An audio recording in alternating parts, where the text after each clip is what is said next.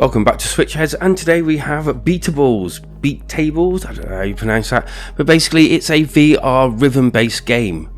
And at the moment I'm fully aware that there are so many different MR and VR games on the MetaQuest that this really needs to bring something special to the table, no pun intended. So first up, it can be played in MR and VR, and both modes work quite well as a whole.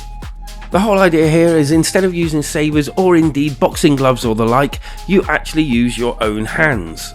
In fact, as soon as you boot up the game, it requires you to put down your controllers and basically clap your hands to bring the hands-free system online.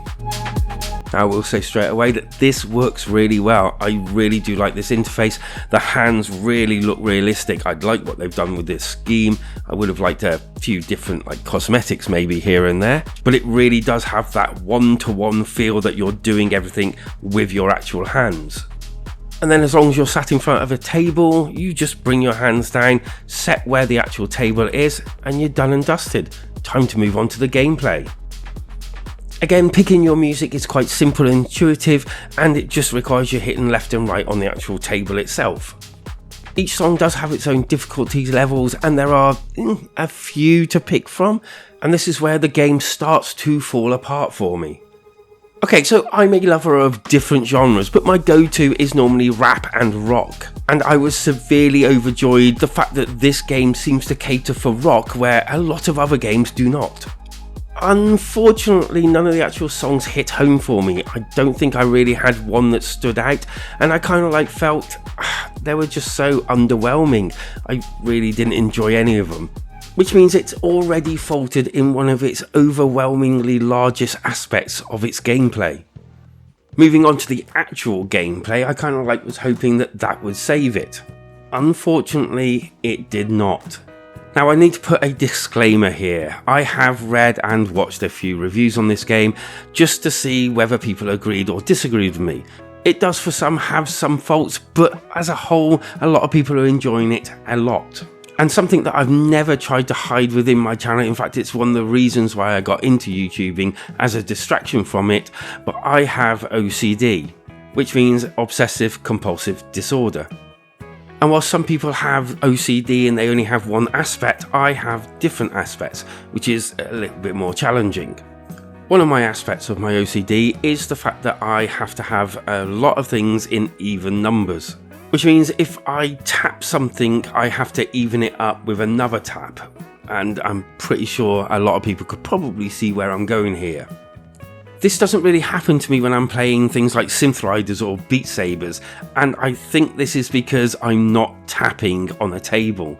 And as soon as that actual contact becomes an actual thing, I think it really plays with my OCD and I stop enjoying things because my mind is then trying to even everything up where it can't.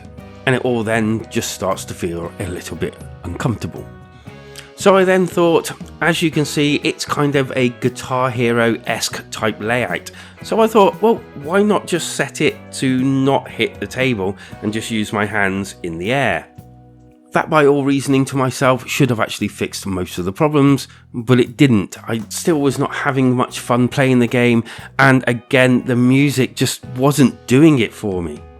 Even playing in easy mode to try and wean myself into it just didn't work. It lacked something that the other games had. And I think for me, I think it was just a little bit boring. The whole format of doing the Guitar Hero type thing without the guitars, without the peripherals or anything like that, I think the format is just shallow without it all. And that's a bit of a shame because it neither made me want to drive myself onwards or indeed pick the game up and play it anymore. Even the MR mode, which I normally enjoy, just didn't really have anything for me that I really wanted to carry on playing it for. I did like the fact that they incorporated into the gameplay where you have to clap at certain points and also click your fingers as well. They were modestly okay bits. Okay, so I just tested it out, not using a table but using it up in the air, and pound for pound I hit more than what I did on the table. In fact, it seems more responsive using it up in the air rather than using it down on a table the way it's meant to be played. So I don't know what you want to take out of that, but I mean, if you're not doing very well, bring yourself up and just play it in the air.